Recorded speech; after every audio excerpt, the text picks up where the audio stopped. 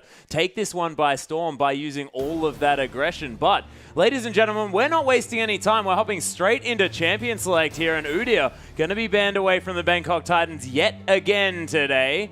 And 007, he's impressive on that champion. Don't think we're going to see him on that one for the rest of this, as Gragas going to be taken off the board here, and Revolta not going to have that one, and Nunu as well. 007 getting a lot of focus. And look, 007X was one of those members who in our research had shown that he was a great Nunu player. After that defaulted to Jarvan and was much less convincing on that champion. We wondered, okay, in this Cinderhulk meta, in a tank meta, if you can play Nunu, surely you can transition to something else. But if Sejuani's also taken away, 007X just hasn't shown a lot of these tank champions that he's comfortable on. That's why he's the one that's really being sought after. Revolta, he's the carry of this team, the newest member, but we already saw his Lee Sin play. They gave away Gragas, and it seemed like a calculated move because Lee Sin, a very similar champion in terms of early pressure, just ruined his day. And that might be just looking to repeat that result and attack 007X wherever possible. Yeah, and if Lee Sin has an advantage over Gragas as well, it's that early pressure, and Ince really playing that one out beautifully. Siva is going to be the final ban away from Lloyd, which is a bit interesting, of course. Have seen a lot of Graves coming out of Lloyd so far, but Siva is the one that's going to be taken away here. Bangkok Titans now thinking about their final ban to come through here against Ince. Maybe the LeBlanc is worth a consideration. Well, Already saw Tokas go off on that champion.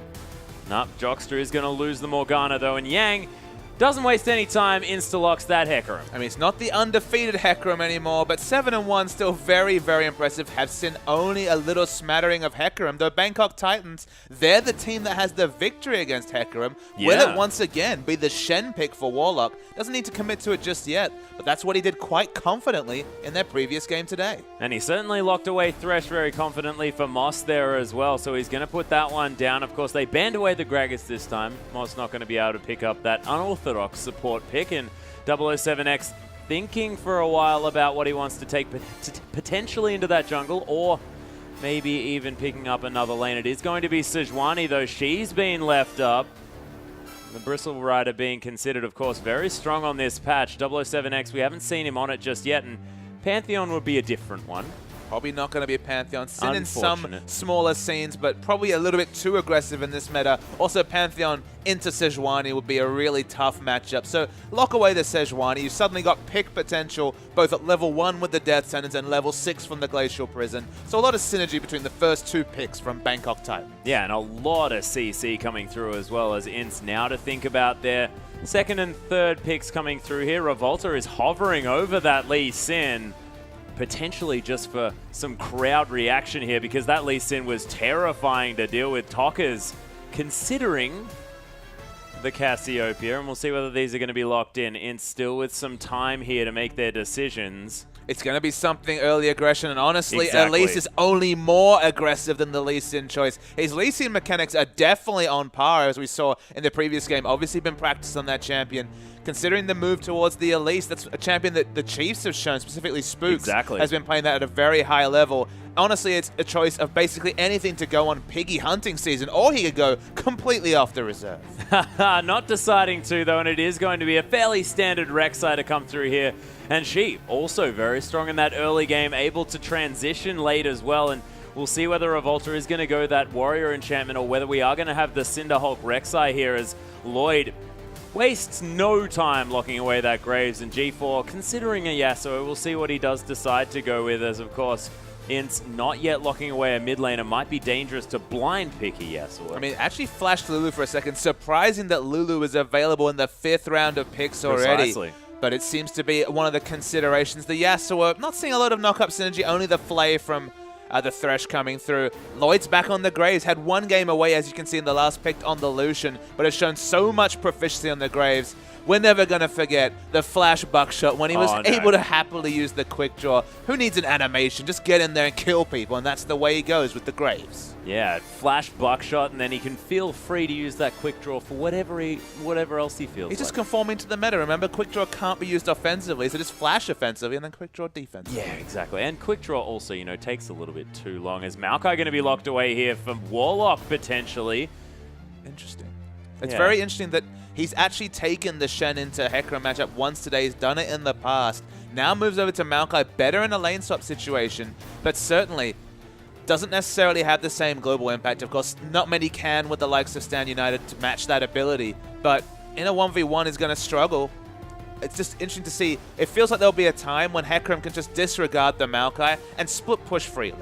Yeah, I'm quite confused about that Maokai pickup myself as well, because Warlock showed so much proficiency on the Shen, and sort of conceding to a Maokai seems interesting, but we'll see how it does work out, whether the Bangkok Titans have a different strategy in mind, as Tokka's thinking about taking away a LeBlanc here, and Joska with an Alistair choice, and that would be very fun, but not deciding to go there. Looks like it will be the Leona locked in, and that is a very high CC ins lineup with a lot of early damage coming through from this LeBlanc. I mean, it's a battle of the mid-game. You got very early mid-game power spike carries like Lucian versus Graves. LeBlanc now go for the most aggressive or most reliably aggressive assassin on patch 5.7. You got the late game insurance of the Hecarim. Could be a Cinderhulk or a Warrior Rek'Sai. We don't know. One of those Urs more towards the mid-game, more towards the late game. But I mean, there's plenty of mid-game power on the likes of Bangkok Titans. The only real strategic hole is who's going to deal with this Hecarim in a split push capacity, in a team fight capacity. They have a lot of CC, but so far only burst damage coming from Graves.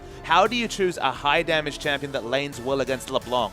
That's the question that Bangkok Titans need to lock in, and they've only got 15 seconds to consider it. Yeah, G4, if anyone can get a whole lot of damage down against LeBlanc, it would be G4, and they're thinking about a Cho'Gath here. That makes their lineup super tanky. It's super tanky. Maybe you can get over a mid-game hump, but it's not a lot of late-game damage coming out here, Atlas. You got basically burst coming through. Have you seen a full damage Cho'Gath? It's burst damage, sure, but the sustained damage. Lloyd has already done incredible things on the Graves. You have to feel like Bangkok Titans are looking for a mid-game snowball to come through to start getting the control over objectives, really start rotating well. Because in the late games, it feels like Ints, they just have multiple strategic options. 2 split pushes with the likes of the Void Rush coming through from the Rek'Sai. And Bangkok Titans damage so gated around burst that once that burst goes down, if there's a QSS, if the Banshee's Veils come through, it just feels like really going to be ignorable damage from Bangkok Titans. Yeah, well, we'll see whether they can make it work. Of course, if this massively tanky lineup gets ahead at any stage, you have to think the game is going to become very, very hard there for Ints, considering the fact that Bangkok Titans can just basically tower dive at will with so much extra tanky statistics. But you're exactly right. They don't look like they have all that much damage moving towards the later stages of the game. I mean, in terms of game plan here, I think Ints will do basically flashback to the Besiktas game. You've got LeBlanc and Rek'Sai, such a strong early game dueling or skirmishing duo. Get in the face of Cho'Gath and Sejuani. Sejuani in particular looks like a free kill when you have so much early damage and maneuverability coming through from those two champions. And Cho'Gath, especially in the early levels before he can either build up CDR or a big stack of AP, you just flash away or you dash away from his abilities. They're quite predictable. The Rupture has that cast time. In general, you can out-rotate the Cho'Gath, and sure, LeBlanc doesn't have 1v1 kill pressure on a Cho'Gath most of the time, but that Sejuani in particular already wants to be farming up to 6. Don't give her the chance. Get in her face. Already saw excellent counter jungling against a Gragas. Same thing with the Sejuani. Yeah, that's right, ladies and gentlemen. We are going to have a pause moving into this game, so we're going to just chat about the team comps just a little bit more before moving into this one. As you can see, the players getting ready to get onto the Rift. But you're right. Another thing I want to bring up is the fact that, you know, Ints have focused a lot on that early game, and having Cho'Gath be so immobile there in the mid lane as well really paints a target on his head, you have to think. I think what I want to see coming through from the Bangkok Titans is the lane swap. Already shown a proficiency in that. Isolate that mid lane matchup, because as we mentioned, the one thing you can say is that Cho'Gath, from level 1, but as the lane goes on, not a lot of kill pressure coming through from the LeBlanc. You can harass him with auto attacks. You can get in his face in early levels. He has to get in melee range. Usually just takes the Vorpal spikes level 1, starts auto attacking to get some stain going. You can really punish him then. But the more health he gets naturally from his ultimate and just his natural itemization. Might be Athene's, might be Rod of Ages, depending on what power spikes he's looking for. Maybe Athene's just to not be opting too much into the late game, a bit more immediate power. Because there's not a lot of kill pressure there, free up the Thresh for roaming. Get the Graves in a good situation to rotate with BF Sword, then looking for the 2v2. It feels like the lane swap, isolating, get the jungle follow just to make the Sejuani a bit more safe. Because if you just go for standard lanes, Revolta's already shown you don't need much introduction to go for open season on invading junglers when he has a skirmish advantage. And Rek'Sai versus Sejuani, it's basically the ideal tier 1 early game jungler versus the tier 1 late game or scaling jungler. Sejuani wants to get scaling up with the likes of the Cinderhulk, build up the health stacking. Going to be much harder when you got Sejuani and LeBlanc right in your face. Well, we'll see how it works as, ladies and gentlemen, we are on to the Rift Ints taking on the Bangkok Titans. Our top of the table clash moving forward here, and we'll see whether Bangkok Titans are going to take their first loss here in the International Wildcard Invitational. And so far, looks to be a relatively defensive start for both teams. And on the other side, Ints, they want to go 3-1. They would then be the top-ranked team because, of course, they would have a better head-to-head than the only other 3-1 team, which at that point would be the Bangkok Titans. You know, a lot of questions raised after losing their first game on the Rift against the Chiefs. There's a lot to play for both these teams. 4-0, Bangkok Titans realistically will be about 1 win away from having an 100% chance of going through to the knockout stages. Yeah, and to have that already this sort of early on in the stage is just ridiculous, but we'll see whether they can do it. Sort of the runner-up team to come through from the Southeast Asian region. And they are at the top of the table, looking fantastic, undefeated thus far. We'll see whether Ints is the team that's going to be able to bring it to them, as Macau and Josko looking to start here on the Krugs. And it is going to be Revolta hanging around the red buff. We'll see whether he's going to tunnel under there and actually start off at those Krugs, or whether he's going for a red start, and we're going to have a slight experience advantage here on the bottom side for our Ints lineup. A surprise that does look like standard lanes are going to break out Atlas. They're not going to make the Hecarim accountable for his lack of flash start. Maokai only really going to be able to split farm in that lane. They are going to have a situation where Sejuani can be invaded by LeBlanc if she puts it in, or just by the Rek'Sai, who have a natural skirmish advantage in early levels. To me, it's dangerous to go for the standard lanes. It feels like they play best around the lane swap coming through due to the Bangkok Titans, but they never went for any early invades. We didn't see any early warding, so this is the result. We get purely standard lanes. At least on paper, looks like that does help the Brazilian team here. Purely standard lanes, but of course the Ints lineup will have a slight experience advantage. Only a couple of creeps need to be taken before that level 2 is going to be hit, and for a Leona, that is terrifying as things may explode here on the bottom side. There's level 2 Zenith Blade immediately followed up by that stun coming through as Lloyd getting taken down very, very low. Joska, though, nice follow-up damage from the Bangkok Titans. They do answer back nicely. It's still an optimal trade, though, Atlas. Of course, Leona going to have more potions. They're going in again. Yeah, that is another Zenith Blade to land. Shield of Daybreak there as well, as Lloyd gets a little bit of damage back, but not too many more times that Joska can do that, running out of the potions. Yeah, what a crazy punishing lane already from Ints. Got that quick level 2, not respecting the experience advantage that Ints had already built up and getting punished. And Revolta, he was all over the map in their game earlier today, and he's peeking around mid to see what he can get done. Yeah, is going to be answered here by 007X, who also had a lot of presence early, even on the Nunu that he was playing earlier on today. Not necessarily with a whole lot of kill potential, but definitely presenting himself a little bit more than other Sejuanis would. Of course, you go down very, very low on that first clear. Surprisingly, Rek'Sai hasn't picked up level 3. It hasn't got a blue buff. Can, of course, go over to her own blue buff at this point. Just sneaking around, seeing what's to happen. They just want to get onto this Cho'Gath as quickly as possible. Yeah, Tokka's actually here in the mid lane looking for the knock-up. There's the flash to come through from G4. There's the Rupture. Doesn't do anything. And first blood to Revolta. And I'm getting a few nostalgic moments here, Papa Smithy. It's very reminiscent of our first game today when Ints just completely blew away the enemy. Rek'Sai, the aggressive flash over the Rupture to get the auto attacks and knew the damage. Speaking of damage, nice play though. Yeah, another Shield of Daybreak to come through as Joska very, very close to that turret. Macau, he's going to get exhausted. He flashes forward. The heal to come through from Lloyd as the Leona left on her own as Moss, not with a lot of mana coming down. It is going to be a kill in the top lane and the bottom lane as Lloyd falls. They do answer with the Thresh kill onto Leona, but having a kill on your AD carry and your enemy AD carry dead, definitely going well. And I don't know how Yang picked up that one. A solo kill on the top lane, of course, has the combat summoner, doesn't have smite, has the ignite. But that's crazy. No kill credit to any junglers. You almost never see that sort of a situation in a 1v1. They opted into the 1v1. We actually have a replay coming through. Just didn't respect the damage potential from the ignite and just straight up died.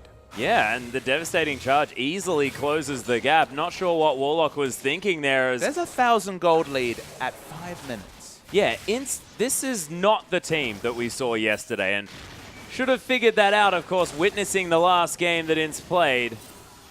And man, they are on a roll. And this is not against any bottom-of-the-table opposition. This is the previously undefeated Bangkok Titans, 3-0. Still undefeated. Coming into this, well, not including this game, absolutely, 3-0. So this is formidable opposition at the IWCR, and they're playing with such confidence. It's obviously just reverberating through. They must have had an excellent sleep and pep talk this morning, because they're playing out of their minds aggressive today. Yeah, I want to know what they had for breakfast. I need to get me some of that.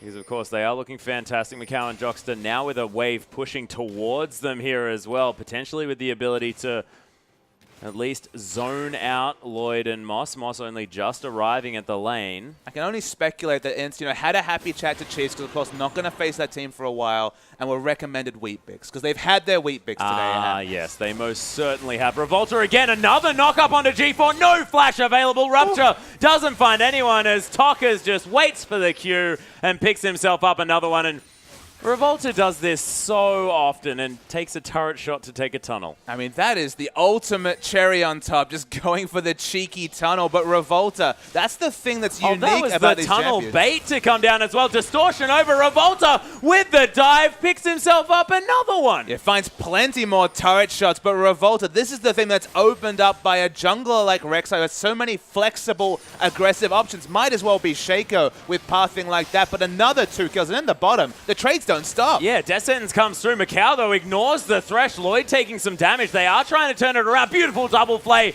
to come through as a piercing light. Not quite enough. The flash from Moss. One more auto attack will do it, and Thresh picks up the kill. Joska now in a lot of trouble. Death Sentence doesn't find the mark. Is Quick Draw going to be there? Lloyd doesn't have it, nor does he have the flash. They are going to pick up the 1 kill, though. But so important to arrest this massive global momentum that had been going for Ince, especially in the mid-game. The bonus kill onto Sejuani was just an embarrassing mistake coming through from 007X. Whoa. But this is what couldn't have been calculated in all of this. In an isolated 1v1, that's kill pressure. Speaking of kills. Yeah, G4 now going to get ignored by Revolta yet again as Tockers.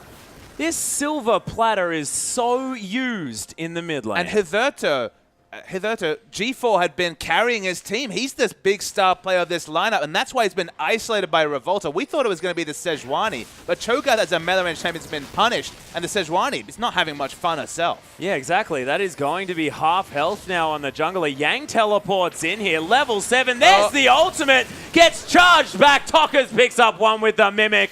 Moss and Lloyd, nothing they can do. Tockers really has magnets on the end of his chains as well, as they're going to steal away the blue buff. And this game is just going so far in Ince's favor at 8 minutes. And let's take a step back to breathe, Atlas. We just saw a teleport in to contest a blue buff where the Hecarim used the Onslaught of Shadows into 3 members under an inner turret when they haven't even taken the outer turret. It's just complete and utter crazy aggression. It opens up the dragon and the blue buff we've just previously mentioned. G4 can't even enter lane. He's been killed so many times recently.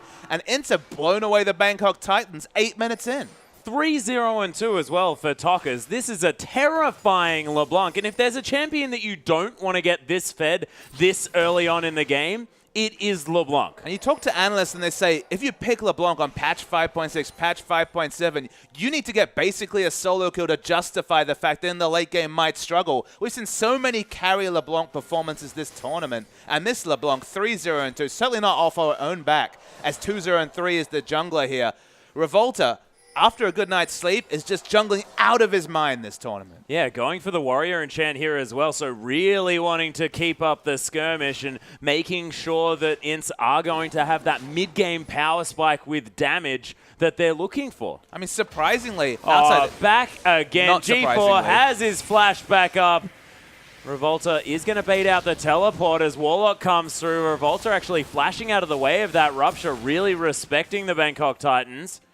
It's worth noting, though, that despite the 7-2 kills, despite the fact that it feels like a landslide victory for Ince already, we can't proclaim anything because the gold lead's not there. And in general, the CS values from Bangkok Titans are keeping them in this game. They're very competitive against an enemy that's winning multiple lanes. The solo lane up top has been the one where Yang has already got a 1v1 kill against the Maokai, but they're staying competitive, and that at least gives them hope coming into the mid game. Yeah, both of these top laners actually using their teleports at different times in order to try and affect this map and help out their team.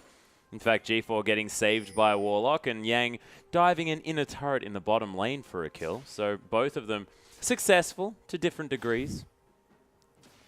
Relative success is all we can talk about in this game. Of course, the teleport for no kill credit is on some level a waste of a summoner. Cannot match the teleport from Hecarim, so opens up Dragon Pressure coming soon. Tuckers already has a Snowball of Fiends against just a Negatron Cloak from G4, and that's maybe the starkest example of the advantages that Int's crazy aggression has opened them up. Yeah, crazy aggression is not an understatement at all, Papa Smithy. This team really probably the most early aggressive team that we've seen so far. Oh, the Culling coming through here. Lloyd tanking that one up, pops the heal as Joska's going to get flayed back. He still has Flash, so he's thinking about his trademark Flash Buckshot, but doesn't quite have the range. Yeah, not quite in there just yet as the Bangkok Titans going to continue to push down this bottom lane. And if they manage to take down this turret, that is going to be that gold lead almost evaporated as the Bangkok Titans managing to grip onto this game. But Warlock in a lot of trouble here on the top side. Chains land as it's getting tanked up by the Hecarim. Yang is going to have to move out of the way here as the Ignite's ticking down. Warlock very tanky now with the Bummy Cinder, but Tockers picks up the kill. The last auto attack not going to quite be enough, as in fact the passive is going to tank up the minions. G4's there in the top side as this bottom lane outer turret is going down very, very low. Cho'Gath, though, very slow and not with too much of anything to offer as far as the damage is concerned. And how the hell do you catch up to a LeBlanc who has Distortion, Mimic Distortion, all sorts of good stuff? I mean, they're catching up in gold, so only 1,300 gold is the difference between these teams with the first global objective in terms of turrets being taken down by Bangkok Titans. They were positioning for a turret dive, and speaking of aggressive positioning, we see Thresh and Sejuani looking for something, but LeBlanc smartly backing away. Yeah, LeBlanc very, very low, of course, taking up that turret to about single-digit health. G4 now going to get some spare time with this mid-lane outer turret. Revolta coming through just to try and protect that one is going to be successful. Feels like you just have to play either safe or super aggressive lanes to counter Revolta today on the likes of Lee Sin and the Rek'Sai. Just been preying upon enemy junglers, is picking himself into skirmish advantages, earlier power spikes compared to the Sejuani, and that's why they were happy to ban out junglers and force themselves into a situation where Sejuani was just too tasty an option to pass up and just go around the map, exuding all that early skirmish advantage that the kit provides, and just expertly done. You can see the aggressive mindset. Could have told me he was playing Shaco with some of the turret dives he was putting up. I mean, deceiving over a wall and burrowing through a wall is very, very similar. Just been used to excellent effect by Revolta. Yeah, it's fantastic. And we've already mentioned the fact that 007 does favor these tank junglers. You may think that this sort of matchup of teams just generally not going in favor here of the Bangkok Titans, and Tockers and Revolta, the gank squad heading towards this top side. Ignite already down. The chains are going to land the snare underneath the turret. Warlock thinks that, you know, this should be a safe location. Tockers again going to tank this one up, and Ints, they're diving relentlessly. 9-2 now, but Bangkok Titans with a nice rotation down mid. They are going to be able to take down this outer turret, and they do have a stranglehold on these structures on the map so far in the game. They're not stopping. Well, that's the rotational play they've gone for here, Atlas. Maybe Ints have got too bloodthirsty because they're not picking up big objectives from their kills. Only the blue buff and dragon to show for their crazy aggression. And 9-2 is negated by the two turrets going down. And it's only 800 gold in what has been the most bloodthirsty game we've seen in recent memory. Yeah, Moss actually looking for a death sentence over the wall there as Revolta's going to come through and notice that his Raptors are gone. Yang is going to try and eke back that gold advantage that Ints had from earlier on by taking down the outer turret in the top side of the map. He's going to head back to base, maybe finish that Sheen off as well. May need to, you know, sell one of his consumables that he does have there in his back pocket. Is going to do so, and we'll see what he does buy. Sheen does come through as the combo comes down onto Lloyd. True Grit actually does a whole lot of work during this early stage of the game. And it's worth knowing that he is going for the Snowball Trinity Force. Should only be a 17, 18-minute Trinity Force. But team fighting is still relatively difficult, not because of the item purchase from Bangkok Titans, because of the natural tankiness. All their build paths and stats are around tankiness outside of perhaps the Graves. Even the Cho'Gath, of course, gets that health from the feast stacks. They're all pretty tanky, so the Hecarim, if he can't land the perfect ultimate, might be picked off early. It's a warrior enchant coming through from the Rek'Sai. It's still very quick in starting up the dragon. Sejuani on the other side of the map, so it should be completely uncontested. Yeah, Ince grab Dragon number 2 here at 15 minutes into the game. Macau throwing out an Ardent Blaze. They're not going to find anyone. And Ince looking for the 4-man dive here on the Titans here on the bottom side. Moss is not going to have any of it, but he is going to get solar flared. There's the culling, blocked by the minion wave. Descent onto Joska. Pretty tanky with the Eclipse up, though, and they're not going to find any kills here. Teleport into the top side. Warlock not able to take down that turret, but denies a cannon creep, which is definitely important. It still forces a defensive turret. It's a defensive teleport. They will pick up this bot lane turret eventually, no, actually imminently in this case to tie up the turret advantage that Bangkok Titans had opened up. They're still pushing aggressively in mid, but Cho'Gath and Sejuani can only do so much turret work. Yeah, they are going to get half of that as Revolta's coming through. Arctic Assault is going to get 007X out of this one. Revolta flashing forward, actually, as the Prey Seeker doesn't find anything, but 007X taking so much damage. Ignite's going to tick down, and Joska picks up the kill. G4, he's chained up. Revolta, though, is going to get collaterally damaged, and Joska's now the focus. Lloyd gets exploded from the backside as Yang comes over with the ultimate. Moss puts down the box, trying to stay alive as Tockers is looking for this kill. Another chain. This guy has not missed one on LeBlanc so far this game as G4 is getting hunted by a Leona. And that is frightening as Macau going to come through with some damage here on the backside. Warlock teleporting in. G4 is going to fall. And Warlock says, like hell, I am coming into that lane. That was a really curious lack of teleport coming through from Warlock. Had that cooldown available the whole fight. Didn't have the best vision options to teleport onto. Would have been a bit of a walk, but then why try to teleport when they're diving? And now we're getting punished again. Yeah, and Revolta with that Void Rush able to make it towards this top side of the map, and Warlock thinking, oh, I managed to take the turret, this is great, but the jungler 1v1ing the top lane, and Warlock completely out of mana, and Revolta with the Q, oh, hopefully he's going to be able to get that one. Prey Seeker not going to do enough work as 007X is here. Man, Warlock was so lucky to escape that one. But, I mean, he just needed to rotate earlier. The world's longest team fight happened, never found a spot to teleport, then basically gave away his teleport for free. Another advantage coming through.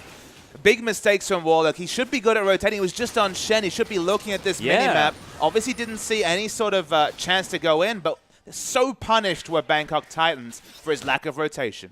Yeah, and Ince, one thing that you have to say is that CS scores are not all that high, and Lloyd looking like a massive winner here on this map as far as that creep score is concerned. Does have the makings of both the Ghostblade and Infinity Edge. And let's have a look at the replay here as Revolta flashes in. So remember, Maokai never found a spot to teleport into. You can say, looking at this minimap, there was the aggressive ward next to the inner mid turret that he could have teleport onto at any point. Probably didn't expect the first kill and the effective re-engage, but Hecarim finds a spot, gets the pick. Maokai still hasn't teleported. At this point, it's a very outnumbered fight, but there was plenty of spots previously that he could have looked to teleport. Again, you're against a team that has both the Rek'Sai and the LeBlanc in these early levels. So much pick pressure that Maokai negates a lot of that, can give the Vengeful Maelstrom for effective tankiness for his team, but just never did a Warlock rotate. Yeah, we'll see whether he does manage to pick that one up. And like you mentioned, I mean, the Shen point is a massive one here because as soon as you're a Shen player, you are known for keeping your eyes glued to that minimap, and may have just been in the communication coming through from Bangkok Titans. They may have thought, okay, we don't need the teleport here, we will be able to make it out, and then said, a little bit too late, Warlock, we need you, you better come in and not take down that top outer turret. The only thing I can speculate is that maybe they were surprised, because of course Graves got a snipe over the wall under the Dragon Pit.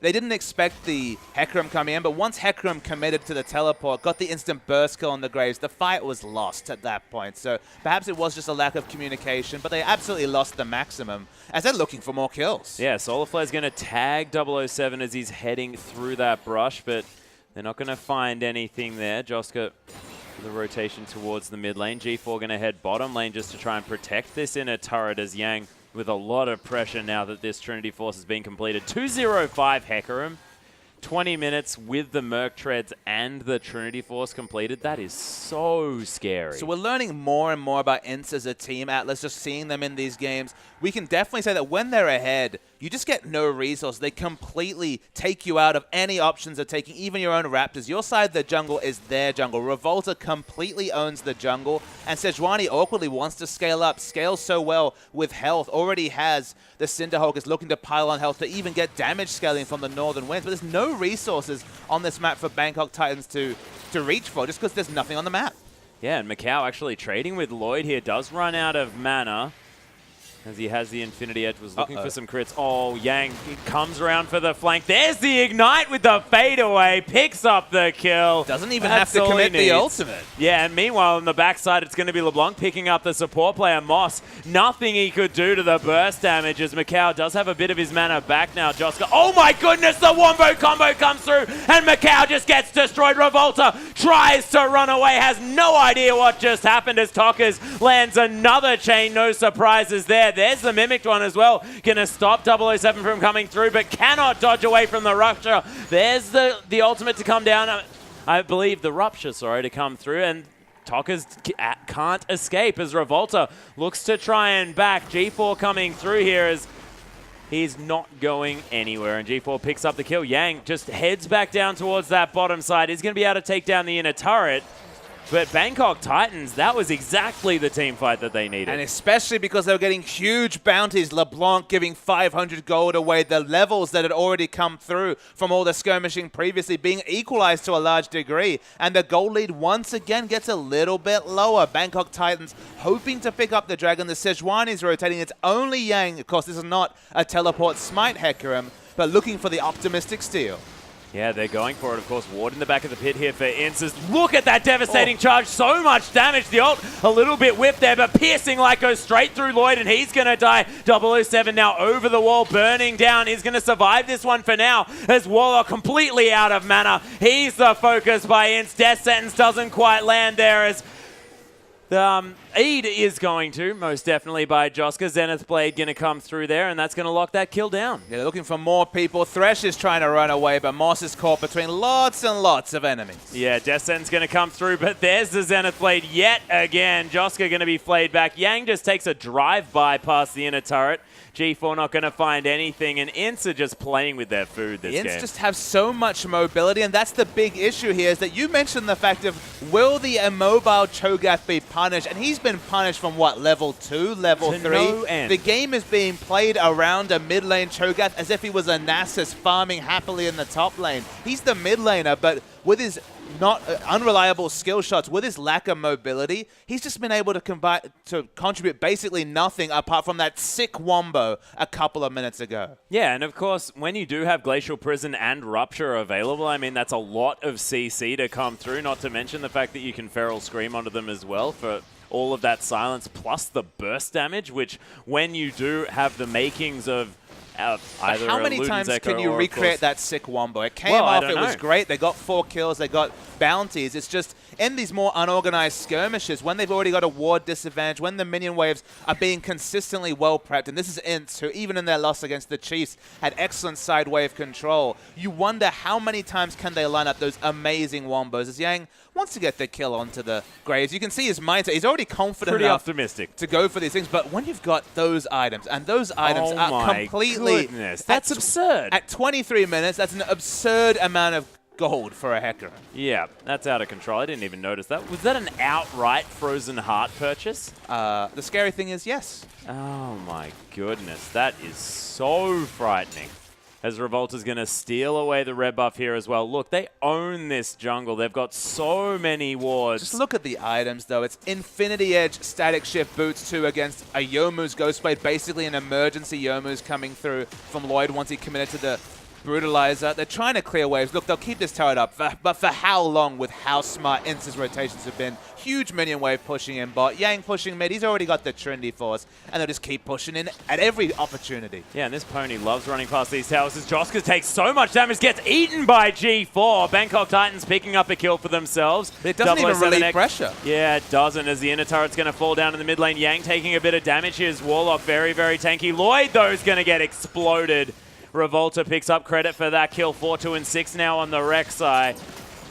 Warlock and 007X did manage to at least stem the aggression here in the mid side as Revolta's going to clear out some vision. Might need to hightail it out of there as the chain's going to land again. Moss burning down. He's going to die. G4 going to get knocked up by that Umbaro. Tokka's looking for his cooldowns to come back off cooldown. My goodness, G4 with a beautiful flash there to come through as Yang is going to close the gap onto the Cho'Gath. Warlock going to get rampaged on as well, and 007X wants to join his friends in the death chamber as the ace comes through for a couple of seconds. Graves does respawn, but man, Ince just tearing this map apart. It took Ince a day of rest, but they've finally woken up to be the top team they've been claimed to be, and they're not done. Yeah, there's the flash into the Umbaro again. Graves, what? That was silly, the burst damage coming through. And that's a Warrior Enchant Rek'Sai. All the other sources of damage. Going to get hooked there, but Moss, you're just giving him a gap closer as the damage continues. Yeah, that was a death sentence on the wrong side of the death sentence, if that makes sense. Of course, sentencing himself to a little bit of death there. They're going to lose the inhibitor, and Moss in the end is going to survive after not deciding to pursue that hook. And I guess the only thing we can take away, the only trend we can see, if we compare the loss they suffered against the Chiefs to the future games, you could say maybe it's the fatigue, but let's look at the more tangible thing. Whenever Revolta takes over a game, the game just never goes poorly for Ince. They get so far ahead when their jungler's ahead. When their jungler's able to play the invasion game, go for those turret dives, they synergize so well with them, play so aggressively, and it seems to suit their style much more. Spooks was on top of the jungle matchup. Revolta fell behind. In this situation, though, in every subsequent game, Revolta has completely run the map and both sides of the map. Yeah, it's just been so frightening, and all of these early game junglers that he's been playing, seems like a lot of players have forgotten how to play against them as 007X. He's going to get caught out. G4 as well going to get chained up by Tokka's here, who throws out the sigil, trying to chase after the Cho'Gath. Sort of incidentally, 007X is going to fall down as Yang is going to head towards this mid lane. That's not your base, Tokka's. Yeah, I'm not entirely sure whether that's correct, Papa Smithy. It's not their jungle, that's for sure, but you feel like it's only a couple of moments till even their own base is being completely run by Ince as they've just strangled them out of the game. We said that in every single game subsequent to Chiefs. But when they get going, when they're ahead, this Ince team look world-class. Yeah, this is a hostile takeover of this game if ever I've seen one. Ince just really tearing this one apart. Bangkok Titans almost look like they have no idea what's happened to them this game. But this is no resources to pick up. They almost need an inhibitor to fall, or another inhibitor to fall, because of course the top lane inhibitor's already fallen. They've already broken the base. But those super minions are the only resource they have apart from passive gold coming through at this point. They're hoping for the game to be prolonged. But everyone that steps or dares to step outside the base gates is being punished. Yeah, and Revolta taking the most unnecessary Rift Scuttler I have ever seen in my life. Need a bit of vision around that dragon. Yeah, that's... Look, you can see all 5 members because you're sitting in their base. Don't think you need much vision, Papa Smithy. And look, if they need another win condition, both Dragon and Baron looking pretty free for Ince. Yeah, that's true. Revolta now going to clear out some vision around the Baron. That is an idea that I can get amongst. Is Macau going to destroy those Raptors? Yang actually pops the E as Lloyd flashes out of the way of the chain, so he's going to survive this one for now. Rupture not going to find anyone as Tokka's is doing despicable damage. I mean, basically everyone on the Ince lineup is an item at minimum up over their opponent. They're already 11,000 gold ahead at 28 minutes. We've seen bigger leads, but this game had a massive lead, but not one in terms of gold Atlas. But remember, the gold was quite competitive when it was 7-2, when it was 9-2. It's 25-8. That's almost a killer minute for Ince. It's revolting. G4 now is getting closed in upon. The box comes through, but Yang ignores it. Lloyd getting torn apart. You wouldn't believe that that was, in fact, an exhausted Hecarim and that there was a collateral damage coming through. There is 007. He's getting the focus. Tokka's looking for Moss, a squishy target for him to eliminate. Warlock, once again, just watching as his team falls down. Not a lot he can do about it here, as well as he's trying to fight super minions. And instead, just going to waltz into the base and take this one out. Tokka's just flashing around for the fun of it as Ince They're going to be able to clear out these Nexus turrets and take the game. And man, this Brazilian team is looking so frightening. Against the previously 3-0 Bangkok Titans, they've been completely blown away by Ints. And honestly, Atlas, I feel like the other team's going to be pretty angry at the Chiefs because they seem to have just angered the beast that is the Ints. Yeah. One game, one victory, loss that came through for Ints. We were wondering, okay, maybe the hype wasn't justified. But man, when they get going at the start, enemy teams have to cower in fear in their own base about 10 minutes in because Revolta and friends just run this map. Yeah, and Tokka's, it seems to me like he has, I don't know, given Revolta something in the past and Revolta owes him super big. Because this guy has been camping that lane and getting so much work done in the early stages, and every single mid laner that Tokka's plays seems to get so far ahead that he can't do anything. That was something that didn't happen in the Chiefs game because, of course, he always found spooks there. That's exactly what they do. And he's been exclusively picking those champions that can skirmish and can path so creatively around those minion waves and mid lane in general. Whether it's the Lee Sin, whether it's the Rek'Sai, you can get so aggressive. We saw pseudo turret dives coming out as early as 5-6 minutes into the game. Once they got open up to that burrow, just never left mid. And the Cho'Gath died, what, 3 times in the first 8-9 minutes? It was crazy. Yeah, there's not a whole lot you can do about that. And, of course, you can't mention the fact that there's an immortal Hecarim that was doing drive-bys by inner turrets at about 7 minutes into the game. And multiple times. Solo killed the Maokai. That was the funny thing, is that you could forgive the other lanes because Revolta visited mid. There was some action in the bottom lane. But in a 1v1, it's unforgivable to die to a Hecarim in lane in a tank battle, you have to say. Just didn't respect the ignite. Almost seemed surprised that he got ignited. Flashed away and died to the devastating charge. That was poor play from the top laner Warlock, who had been so consistent on the likes of Shen. And the Maokai pick, we kind of scratched our head and thought, okay, why not the Shen? Why not go for something that can at least hope to have the same global impact? Not in terms of burst damage, but in terms of just, trying to push up the wave. Dispatched a Hecarim already on Shen earlier today, and then have to stand united for the ultimate equalizer. 850 damage. That's a couple of Trinity Force procs from a Hecarim, so that's at least something you could provide.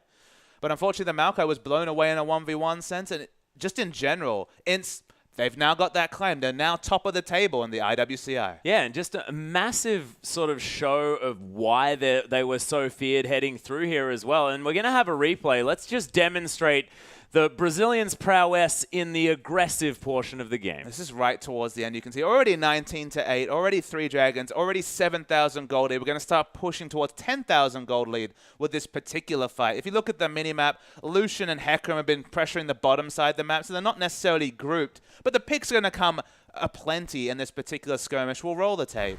So Revolta already very aggressive. This is another one of those cases where Cho'Gath slowly rotating to top lane. He's already going to find Moss picked away. And they just don't stop their aggression at any point. There's multiple members of Bangkok Titans rotating first. Tokka's is definitely zoned out of this fight, but still was able to come in aggressively. Hecarim's got the Trinity Force and the Frozen Heart. Those rampages coming off cooldown, so are the Trinity Force procs. And they just fight as a team. Even if they don't rotate first, they get the damage and they call targets well. Tokka's able to provide a lot of impact despite being on, what, 200 health for the majority of that fight. They team fight well, and they team fight so aggressively. Yeah, and Tokka's ended up that game on, what, about 8-1-9, really frightening score. And it's all about Revolta being able to be anywhere he needs to. And you have to think that a lot of these teams are looking at the jungle here of our Brazilian lineup and saying, okay, we need to find a way to shut down Revolta. And I can't actually help them because I have absolutely no idea how you're going to do that. This guy seems to always be exactly where he needs to. I mean, the only suggestion that I could have in terms of a draft phase is just save your jungle pick for later. Don't commit to the Sejuani and open up the plethora of options you have to go more aggressive. Or just go super aggressive yourself. Lock in Elise, lock in Lee Sin and say, okay, 2 can play at the aggressive jungler game. But even if the enemy jungler here coming through 007X, let's assume he was actually a skirmish jungler player, because of course famously is more of a tank role player, more of a Nunu player. Even if he was an aggressive jungler like someone like Spooks, if you lock in the likes of Sejuani, if you get out skirmished in these situations, there's just nothing you can do when you have the Sejuani locked in. At least if you're optimistic and go for the early pressure, you can try to match, you can try to counter game, you try to use your communication options. In these situations, though, where you lock in Sejuani, had his choice of aggression and used it so beautifully. Yeah, and do you think that, say the Chiefs, they do have a little bit more of an early jungling style. They have access to the Elise here as well that Spooks does like to pick up. Do you think a lot of these other teams might need to be looking at more of these sort of early stage junglers in order to combat this? Is it sort of you have to fight fire with fire in this circumstance, or can you sort of opt for a different playstyle and work on it that way? I think the jungle follow that we were talking about, the 2v1 would have opened up more of these options. We already noted that with the Maokai, forcing the Hecarim into a 1v2, forcing a jungle follow where they actually had CC in lanes. Maokai obviously level 2, a very strong ganking force with 2 types of CC. Maybe that can negate the natural advantage that Revolta had. And if you look over at someone like LGD, who will be fighting in the finals of the LPL on this weekend, he moved with the meta, moved towards tank champions, and they can neutralize a lot of damage threats just because they rotate around it, they ward very well, they communicate very well, and that's the issue, but I think we have an interview. You beat the 2 favorite teams in a row. Can we say that INTZ is now a favorite for this tournament? Yeah, I think we are. Yesterday we were supposed to show that, but since we were very tired from the trip and we had to do some stuff with Riot, we couldn't show it. So now I think I can say yes. So you are focusing in the mid lane for your ganks. Is it a LeBlanc-related strategy, or is that a general strategy for your team? We stopped doing that actually on later games, but when we started playing the league in Brazil, we used to do that all the time, and now we are trying it again, and it's working very nicely. So yeah. Okay, so is there anything you want to say to your fans, to your supporters? I just want to say sorry for yesterday because we didn't show how we play. We are very tired. I'm sorry, and continue supporting. We will make you proud. Thanks. Thank you for the interview. Now we're back to Khan. And yeah, I think he's definitely started making them proud now. The performance here of INTZ so far, today especially, has been so impressive. They've woken up the sleeping bear, Atlas. That was the analogy I brought up, and that's the only way we can confirm it, because INTZ have blown away 3 teams consecutively. Yeah, terrifying. But ladies and gentlemen, we still have more International Wildcard Invitational to come. We're going to have a short break, but we'll be back with the next game